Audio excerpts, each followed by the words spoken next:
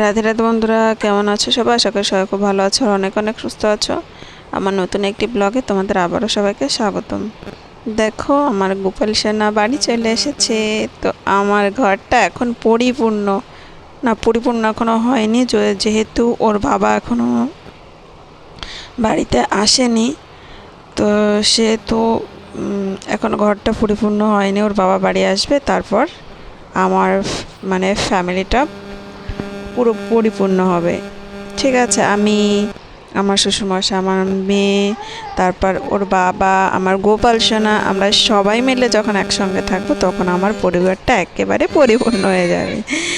তারপর দেখো, বাবা উপমনি ঘুমাচ্ছে। বাবা এনেছে হচ্ছে জিওল মাছ আর মাছের ডিম, আর হচ্ছে এই যে মাছের একটা মাথা এনেছে। তো তারপর দেখে এই যে শশাটা দেখছো না, এটা কিন্তু আমার গাছের শশা। বাবা হঠাৎ ছাদে গিয়ে দেখে এই শশাটা হয়ে রয়েছে, মানে এতটাই বড় হয়ে গেছে যে পেকে গেছে। তো আমি ভাবলাম কি, বাবা বলছে অনেকগুলো নাকি শশা, ছোট ছোট শশা এসেছে। তো আমি গিয়ে একটাও খুঁজে পাচ্ছি না, বাবা কোথায় গেল? আমি আস্তে আস্তে উড়ে গেল নাকি। তো গিয়ে দেখলাম ছোট্ট ছোট্ট দুটো কিংবা একটা এরকম ধরে রয়েছে। আর ফুল এসছে, অনেক ফুল এসেছে, কিন্তু গাছটা নষ্ট হয়ে গেছে। যে গাছের আগায় না পিঁপড়ে লেগেছিল। তোমরা যদি কেউ জানো যে পিঁপড়ে লাগলে কি করতে হয়, তো আমাকে একটু জানিও না প্লিজ। তাহলে আমি একটু জানলে আমি গাছটায় দিতে পারতাম। দিলে কোনো পেস্টিসাইড দিলে হয়তো ঠিক হয়ে যেত। তো আমি ভাবছিলাম যে যত মেডিসিন যত না দিয়ে পারা যায়, কিন্তু দেখলাম গাছটা একেবারে মানে পিঁপড়ে লেগে পুরো নষ্ট হয়ে গেছে।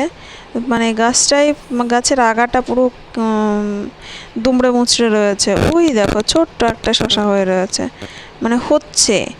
তো যাই হোক,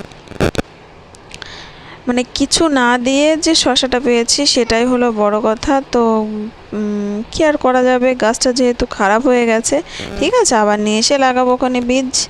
তো এই দেখো, এই যে দেখছো করমচা গাছটা এত সুন্দর হয়েছে, আর তার মাঝখানে এই যে কচু গাছটা দেখছো, এটা কিন্তু মানে ওই মাটির মধ্যে ছিল, সেটা হয়েছে। আর এই দেখো অ্যালোভেরা গাছটা এত সুন্দর হয়েছে।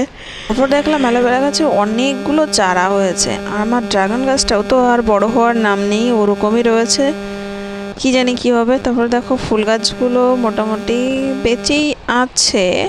তবে আমার গোলাপ গাছটা নষ্ট হয়ে গেছে, কেন জানি না। না, অবশ্য জানারই দরকার, কারণ আছে। আমি প্রথমে কিছুদিন অনেক কয়দিন জল দেওয়া হয়েছিল না, তো সেই জন্য।